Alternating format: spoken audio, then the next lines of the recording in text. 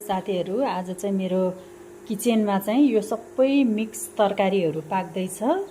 सबै आज अलिअलि सबै कुराहरु बढी भएको थियो, त्यसैले चाहिँ आज मैले चाहिँ यो मिक्स तरकारीहरु चाहिँ मिसाएर बनाउँदै छु। तर यो आलु चाहिँ मैले आलु भुजिया मात्र गर्नको लागि बनाउन लागेको हो भने त्यस्तै गरेर यो चाहिँ यो सबै यो तरकारीहरु चाहिँ म एकै ठाउँमा हालेर चाहिँ मिक्स गरेर बनाउँछु।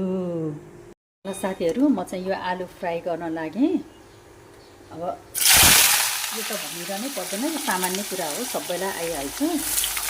आलु फ्राई गर्न लागे।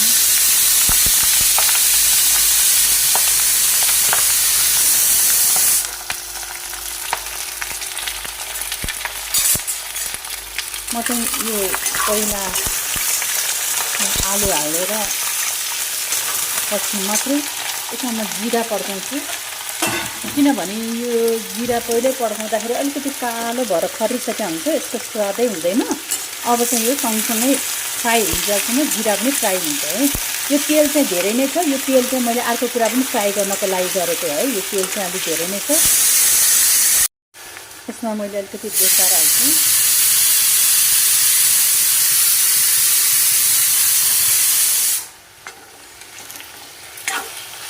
आलु फ्राईमा मैले हाल्ने भनेको चाहिँ यति नै हो है, र सायद मलाई जहाँसम्म लाग्छ सबैले हाल्ने यति नै हो। ल साथीहरु, मेरो चाहिँ आलु फ्राई यतिको भयो। अब म यो निकाल्दिन्छु नि। यसमै मेरो अर्को पनि कुरा फ्राई गर्नुपर्ने हुन्छ खानाहरुको। म टोफो फ्राई गर्छु यसमै, यही तेलमै। ल मेरो चाहिँ यतिको, म धेरै कडा गरेको पनि फेरि त्यति स्वाद हुँदैन है, यतिको चाहिँ ठिक्क हुन्छ। अब यसमा चाहिँ मैले नुन र जिराको दाना अनि त्यसपछि अलिकति बेसार बाहेक केही पनि हालेको छैन है। म चाहिँ एकदम सादा प्लेन खाले हो बनाउँछु, यसरी पनि मिठै हुन्छ। ल मेरो चाहिँ यो लगभग आलु फ्राई चाहिँ मेरो रेडी भयो।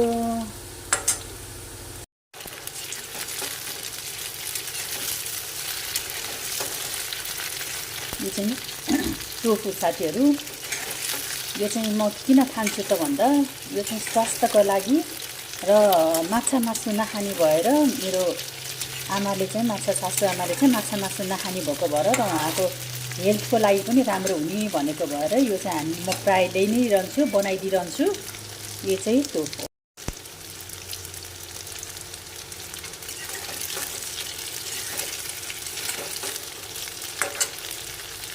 ल अब चाहिँ म यसलाई निकाल्दिन्छु। यो फ्यानकोले केही सुन्दैन के बोलेको कुराहरू। ल अब चाहिँ म यसलाई निकाल्दिन्छु अनि यसमै म अब यो भुटिसके पछाडि चाहिँ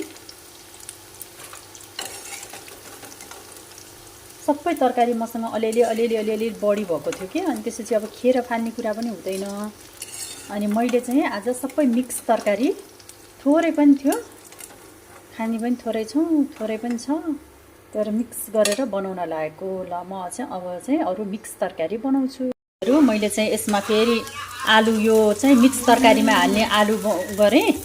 अब म यसलाई निकालेर हल्का तेल थपेर अरू तरकारीहरू म बनाउँछु। यो चाहिँ मैले मिक्स तरकारीको लागि हल्का तेल थियो अनि फ्राई गरिदिएको।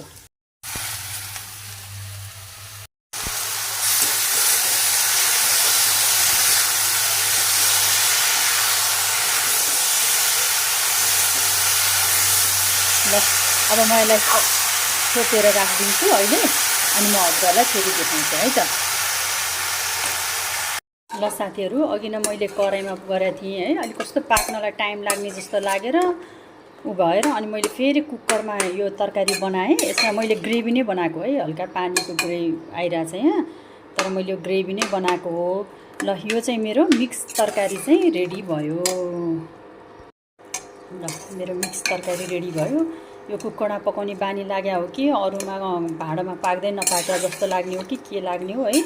कराईमा पकाएको चिज पनि फेरि कुकरमा खनाएर मैले बनाएँ। ल यो मेरो ग्रेभी नै हो, यो मेरो मिक्स तरकारी। ल यस्तो भयो। ल अब खाएर हेरौँ कस्तो भएको छ है। हजुरहरू पनि यसरी कहिलेकाहीँ कुनै तरकारीहरू बढी भएको छ भने मिक्स बनाइदिए पनि मिठो हुन्छ। ल हेर्दै गर्नु होला, एकदमै मिठो होला जस्तो छन चाहिँ है। ल साथीहरु, आज चाहिँ मेरो तरकारी पाकिसकेको छ। साथीहरु, आज मेरो मिक्स तरकारी यस्तै भयो है। मिठो होला जस्तो छ। हजुरहरू पनि यस्तो कहिलेकाहीँ बढी बनाएर खानु होला, एकदमै मिठो हुन्छ। र अनि आज चाहिँ गणेश चतुर्थी रहेछ। सबैजनालाई श्री गणेश भगवानले चाहिँ एकदमै रक्षा गरून् है। आज ह्याप्पी गणेश चतुर्थी सबैजनालाई। र आजको दिन हजुरहरूको शुभ रहोस्।